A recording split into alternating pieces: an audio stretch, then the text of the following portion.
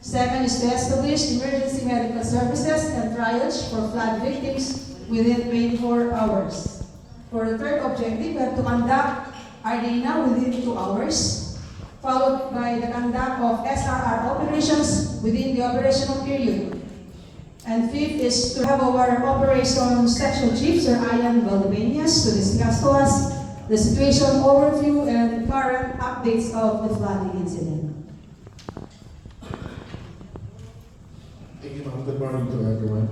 So, I'm Ian Valdemanias, Deputy Operations Section. So, in behalf of Sir Angelo, because right now he has an emergency. So, I'll be discussing right now the current situations on our flooded areas here in Enrile. So,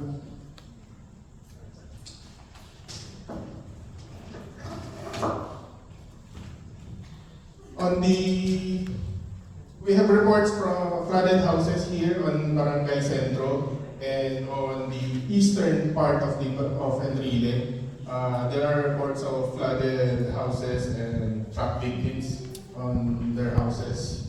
And secondly, there are on the southern Mandarulog and Lungsod, and on the eastern and the western side of Enrile, there are reports of impassable roads, and that's the and evacuees from their houses.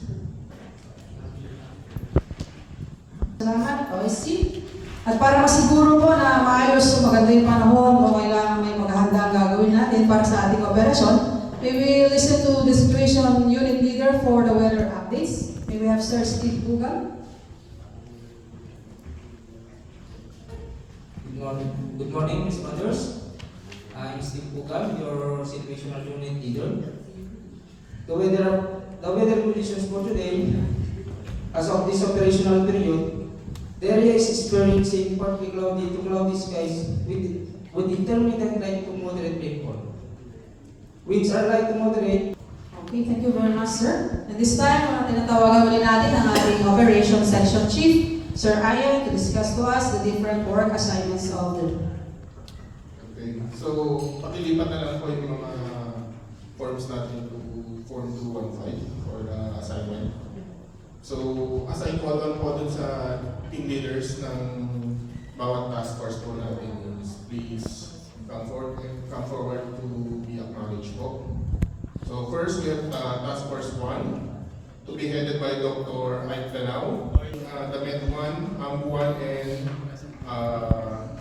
Police Team 1 to be deployed at western area and of Enrile and in the cockpit area.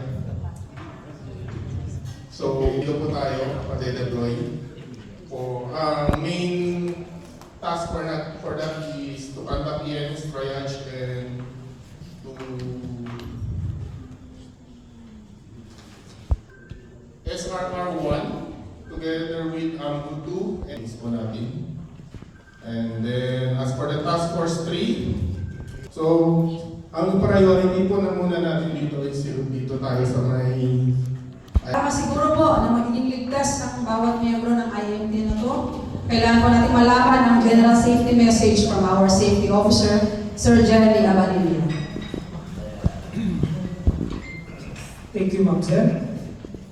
Good morning, fellow responders. Good morning. Please look at your ICS Form 208 for the list of safety measures to be strictly followed in this operation. Walang papasok sa scene na hindi naka-helmet and at yung ating mga aqua shoes. Do not attempt to cross flooded roads or driving through flood waters. Huwag po nating ipilit gamitin yung mga sasakyan kapag baha para hindi masira. Gamitin po natin yung mga tamang assets na naka-deploy. This time po, makinig tayo sa updates on our logistical concerns and status of our resources. We will now have our Logistics Section Chief, Sir Cesar Montapayo. Thank you. I see. Good morning. I'm Cesar Puntabay Jr., your Logistics Section Chief. And for today's operations, we have enough resources. Just look at the, I refer you to the ICS Form 206 for your medical plan. And for your radios or communication plan, please refer to ICS 205. And for the present resources we have, please. Thank you very much, Sir Cesar. And this time we will have Sir Christian Cabantac for the financial and admin concerns. Okay, good day everyone. Just to inform you, EOC called us that budget is konti na lang po. So, be sure to implement a cost-cutting measure. And then to all responder, please make sure na mag-attendance po tayo mamaya paglabas after ng operational briefing para Thank you very much, sir. At para ma-update po tayo on the management of information on the ground in our operation, we will now have our public information Pamela Aquino. So good morning, fellow responders. I am your public information officer. So we already posted public safety advisories and including the headlines in our social media channels. And residents were advised. Sir. At para po makilala natin ang kasama natin sa operasyon from the assisting and cooperating agencies, we have our liaison officer, Ma'am Genevieve Prashano. Good morning, everyone. Currently, we have several assisting and cooperating agencies, and might as well we acknowledge them today. From MGP, we have here Ms. Kim. From DOST, we have here Sir Anna, Jericho Anna. From PNP, we have here Police Lieutenant Jeffrey Aresta. For fire protection, we have here the Major Angelo Suyo. Moreover, we have continuous coordination with the non-government organizations such as the World Food Organization. Very much, ma'am. So the full IAP is complete and available at our ICP. All personnel should ensure that they have their respective assignment lists before leaving. And any unassigned resources, please see me immediately after the briefing. To the incident commander for his final remarks. Thank you, Ma'am Bell. To our strong, brave, and big hearts ready to help the humanity, from our responders from the different municipalities of that task force. Thank you for coming and join us help the Softy in really flooding. I believe if we follow all the rules, guidelines, stated stipulated in our IIP formulated by these intelligent IIP members, nobody will be hurt, no lives will be lost, and I'm confident we will be able to